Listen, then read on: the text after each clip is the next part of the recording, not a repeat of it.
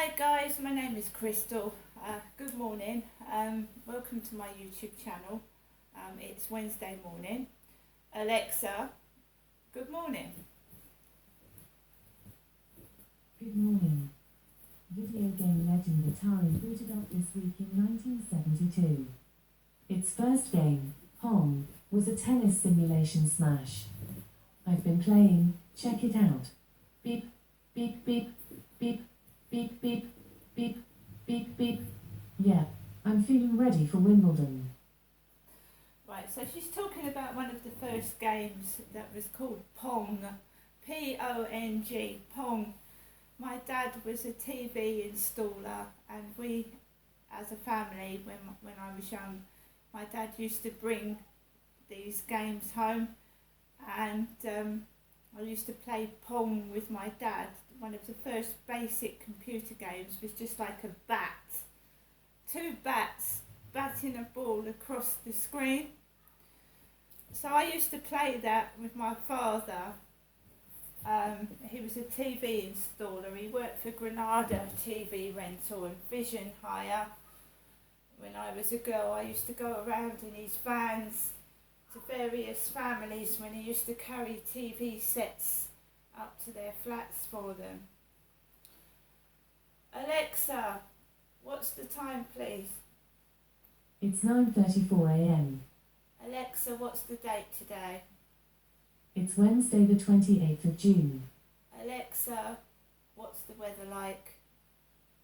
Right now in Rochester, it's 20 degrees Celsius with cloudy skies. Today's forecast has lots of clouds, with a high of 25 degrees and a low of 16 degrees. Alexa, can you tell me a joke?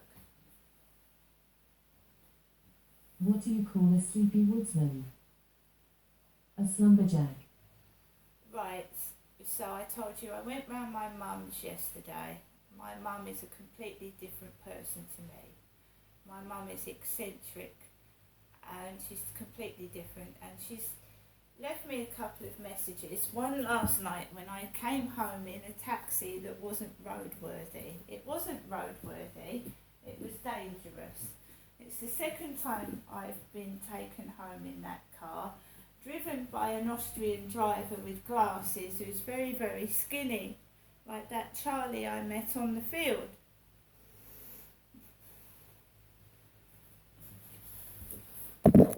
For EE voicemail, you have 4 new messages and 7 saved messages. First new message. Received yesterday at 12:15 p.m. Alexa, Janessa, as you said, that taxi was running around and it hadn't stopped where I'd ordered it for you to be picked up from. Me and your mum Jennifer's booked you with another taxi from a taxi rank, and it's on its way immediately, so can you be ready? Bye. To listen to the message, your message will be saved for 7 days. Next new message. Received yesterday at 12:27 p.m. Hello, Ginestra. The taxi is actually near there, so could you really be vigilant and look out? Okay? Bye for now. I am keeping in touch with you, Ginestra, me, your mum, Jennifer. Okay. I hope you get your taxi and I hope to see you soon. Bye. Your message will be saved for 7 days. Next new message. Received yesterday at 6:14 p.m. Hello, Janessa. It's me, your mum, Jennifer, speaking to you from my landline phone to you, Janessa, this evening.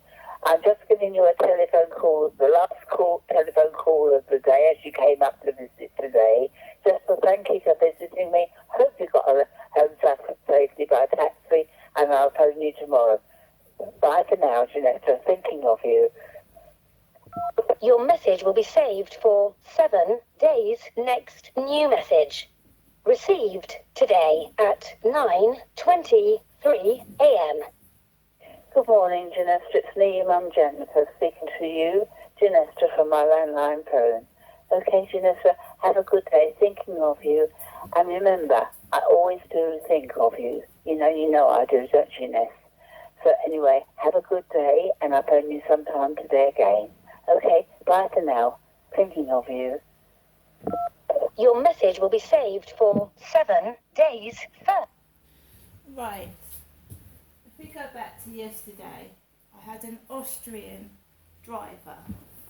The car was not roadworthy. The taxi was dangerous.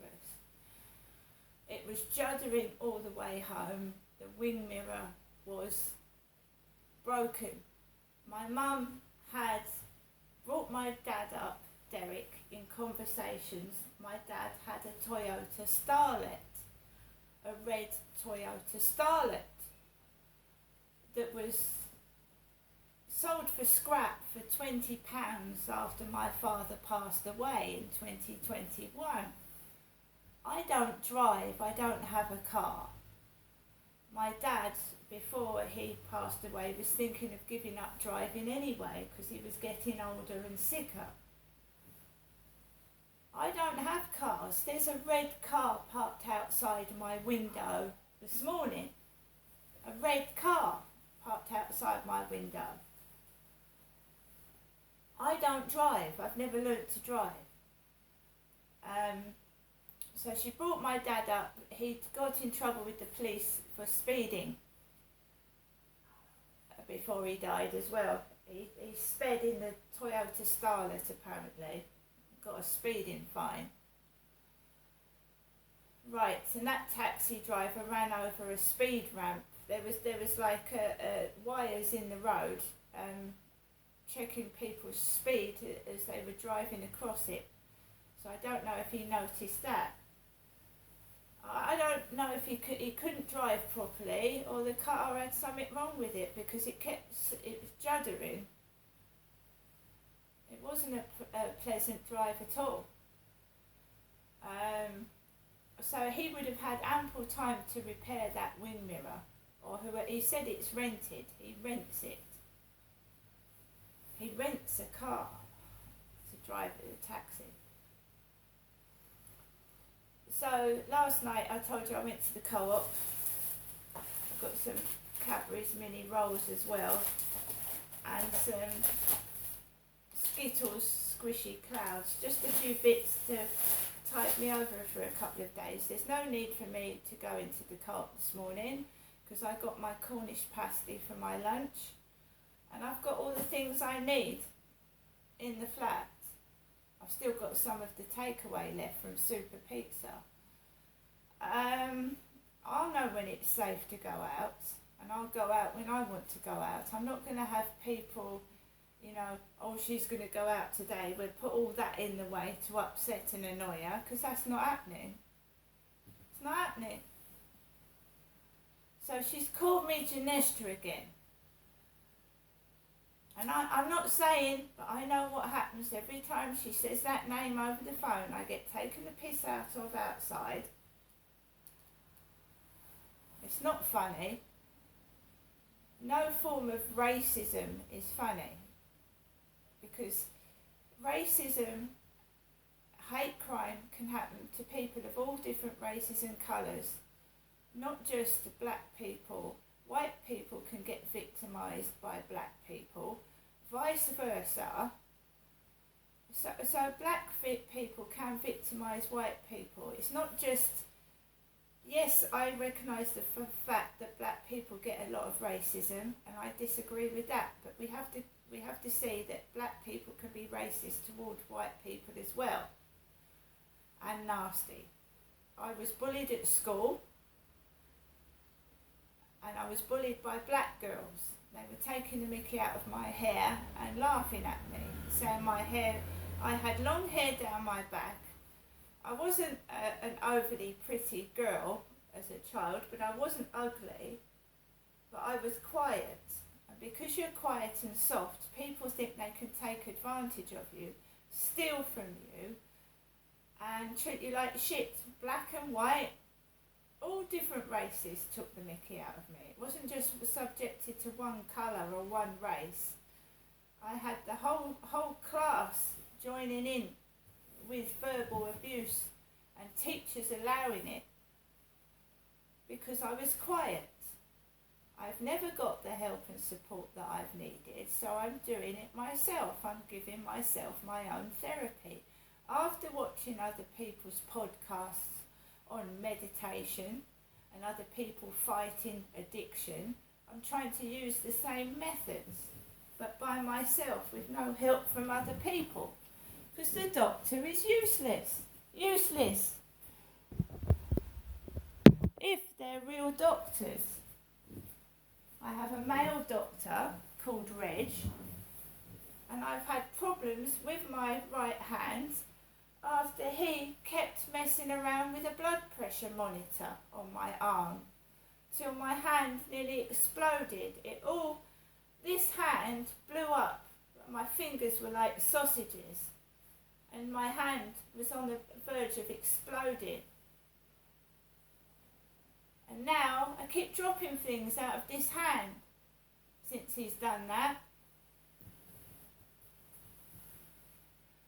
Leaving me in doctors' rooms, I'm supposed to suffer from severe depression, leaving me in doctors' and nurses' rooms, unattended with scissors. I've got pictures, I've got evidence, by the way.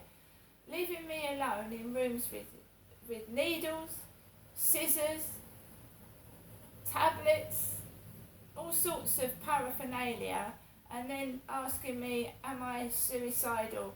Do I want to harm myself? Then the doctor or the nurse will leave the room. There'll be a pair of scissors on the side, or needles, or something sharp and dangerous. And I've got evidence to back that up. I take pictures of what I'm left like and videos. And the dentist done it as well. The dentists have tortured my teeth and mouth. Just ripping teeth out because it's cheaper to rip teeth out than fucking do the right treatment. I've got evidence of all of it.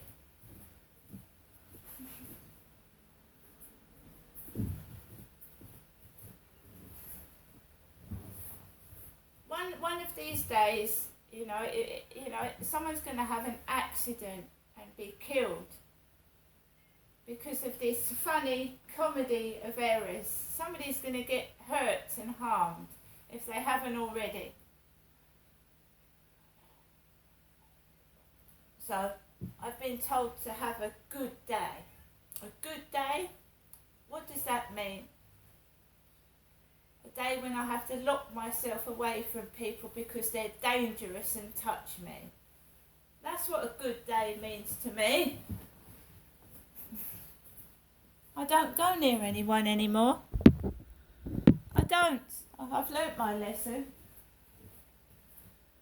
They're reckless in their jobs, they smoke drugs, and they're getting away with it because we've got a lax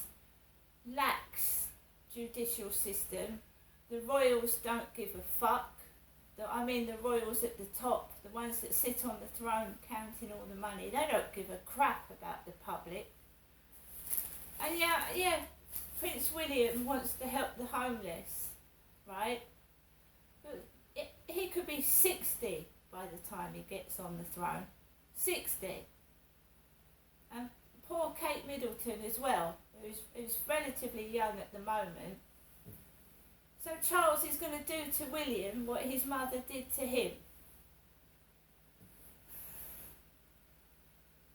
We need a change.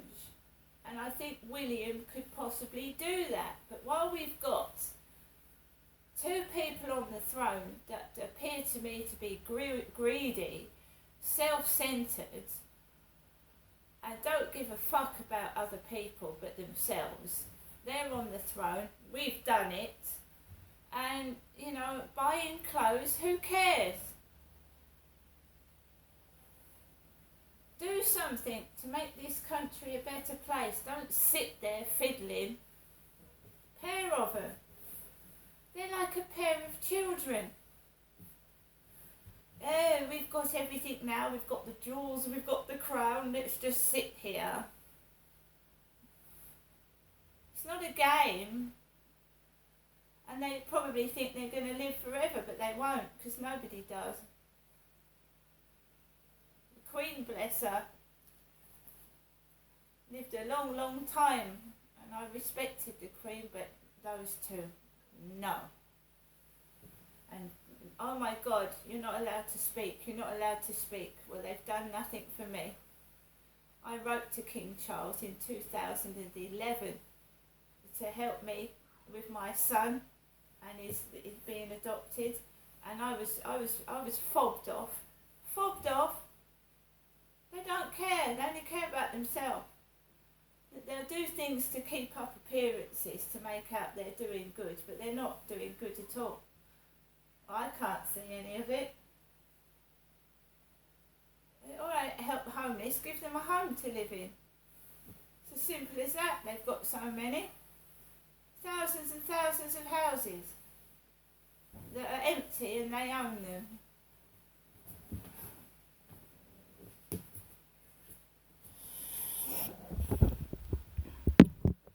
Yeah, so like I said, I went out to the co-op, I came back in, my neighbour was in upstairs, I couldn't hear a footstep, nothing. Got no complaints up there. And I just sat down and I watched the TV, Maigret, and it was in French. So Maigret was on the Talking Pictures TV, and it was talking in French. So anyone listening in would have had to have deciphered the French language. Must have been pretty annoying for the spies. You know, 2 hours of Maigret in French. That's all they got last night. And then I put a few YouTube videos on for good measure before I went to bed. And then I went to sleep, and then I woke up, I put a fan on, and then by the time you get to sleep, about 4:30 last night, on and off, it's time to get up. The heat's unbearable. It's in this flat, it's 25 degrees.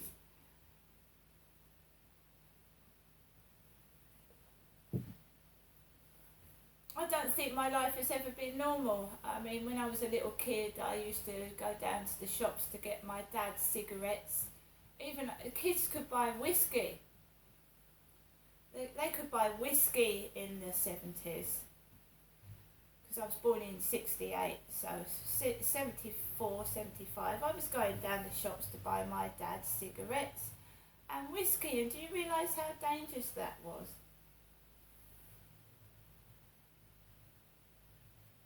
I was taking 2 buses. So, you know, they worry about girls and that when they're 13. In the 70s, I was 9 years old, taking 2 buses in London from Sydenham to Forest Hill, because you had to take 2 buses. And I was 7 years old, travelling on a bus by myself. I could have gone missing. A paedophile could have run off with me.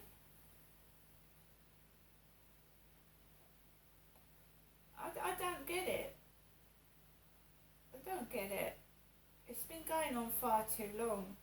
And when I was a kid, I just used to pick myself up. Whatever happened to me, I used to get my radio, fucking get my pen and my pad, to write my poetry, put the radio on. Always solitary by myself I was.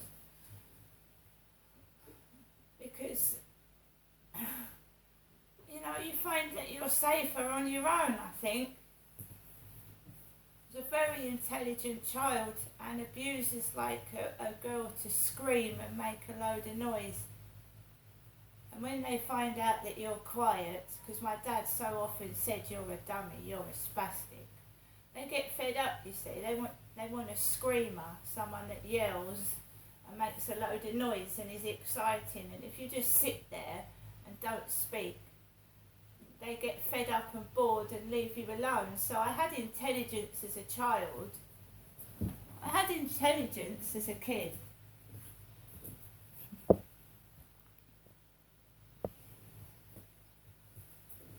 Dad would drag me around his mates. He would drag me around his mates when my mum was out, and his mates would say, "She doesn't talk." Yeah, because how do you know my dad didn't want me to pass me around different men? I didn't speak. Dad would say, "Ginestra, speak to this guy." I wouldn't speak to him, and the guy would turn around and lose interest.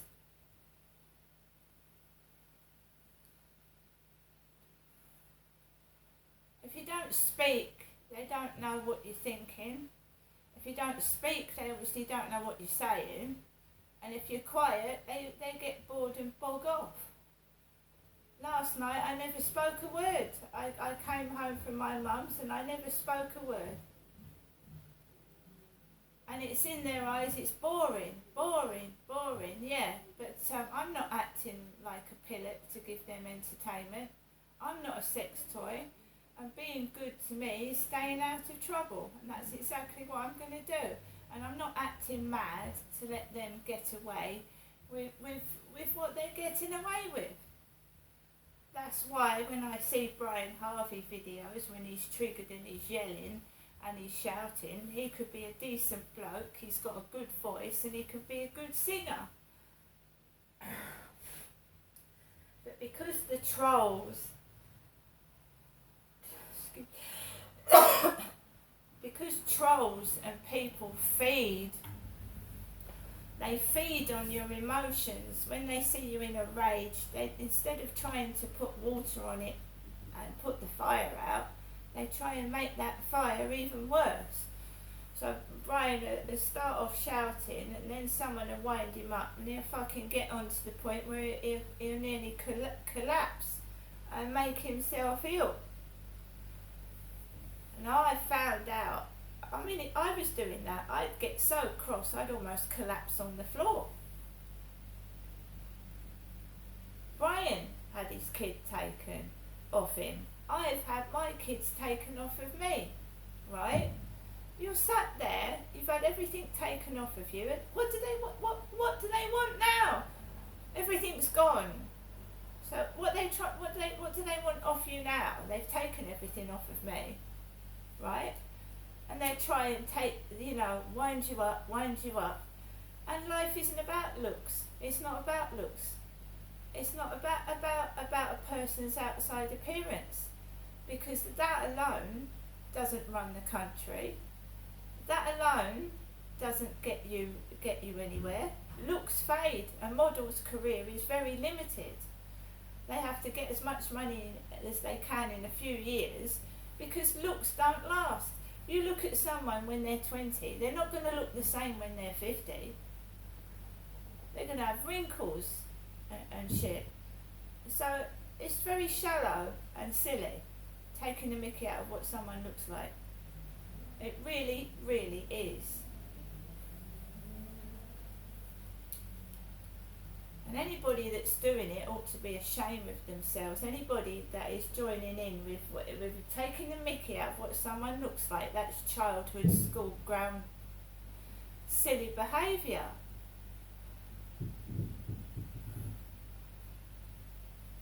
My dad said to me, he said, there's nothing wrong with you, I don't know why they're doing it. I said, I give up, I just give up fighting.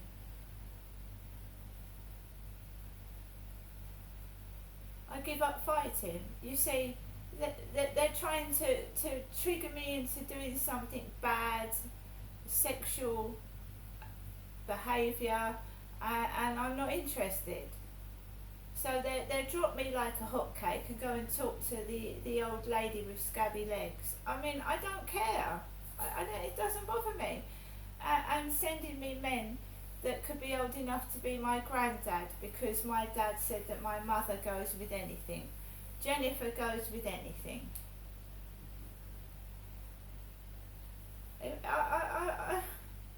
Sometimes it's better to be by yourself than go with somebody just because you don't want to be lonely. And that's what I'm doing, staying by myself.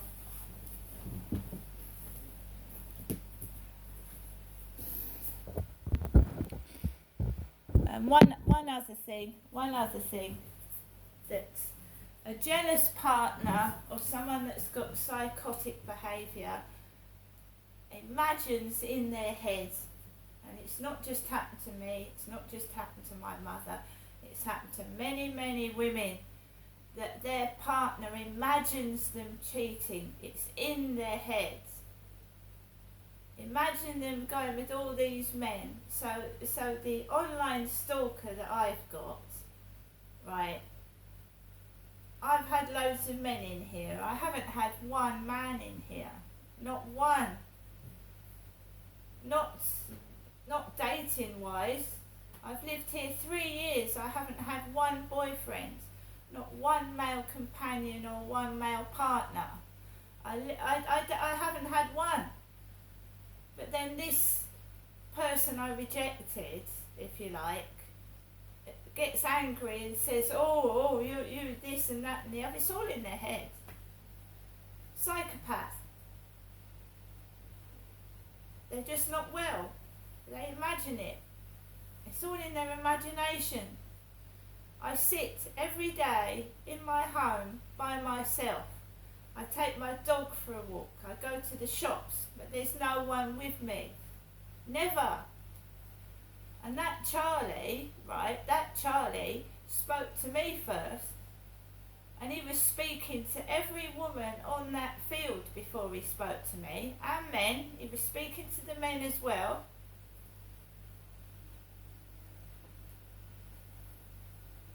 And you're allowed to turn somebody down if they're not your cup of tea and they're not what you're after. You're allowed to say no. And I said no, and I mean no. See you later.